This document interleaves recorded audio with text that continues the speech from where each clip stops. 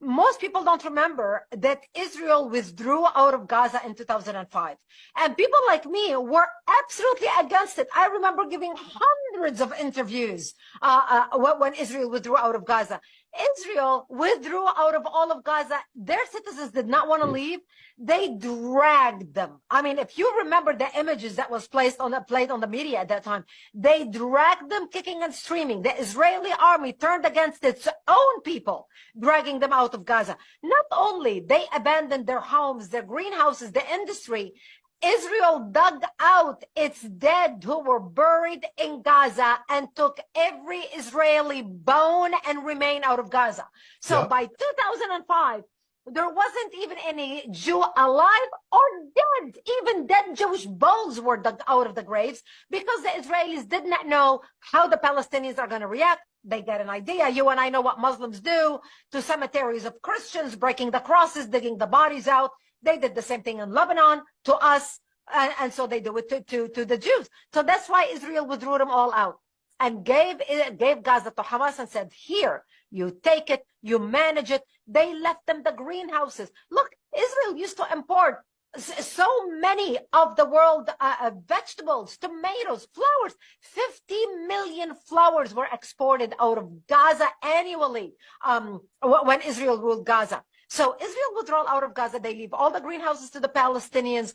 And I know a Jewish businessman in New York, a lefty, with all good heart, raised $14 million and gave the Palestinians $14 million because he wanted them to start fresh and have the money to grow and have the capital to grow their industry and continue to prosper. The Palestinians, within 24 hours of the Israeli withdrawal, not only burned 125 synagogues within 25 hours, they destroyed the greenhouses. Not just destroyed the greenhouses, they stole the copper out of the pipes and the faucets. They destroyed them. These people shoot themselves in the foot. They could have turned Gaza into Singapore, but failed. Why? Because they're blinded by hatred. When they held the first election in 2006, one of the most famous cabinet members that was elected was called Nidal, the mother of the Mukawama, the mother of the resistance. Yeah. And why did they elect her? Because 3 of her sons blew themselves up as suicide bombers in Israel committing terrorist attack, killing Jews. And she ran on the platform. I sacrificed 3 kids. I have another 7 to kill, to sacrifice. That's why she was elected.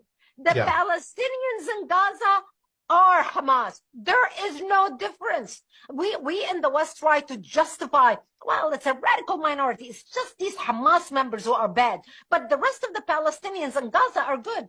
Who do you think Hamas is? What do you think? Hamas is just a minority that flew through the breeze into Gaza and kind of latched on to some flowers and building and kind of said, okay, we're just going to sit here. But the rest of you are so wonderful, peace-loving citizens.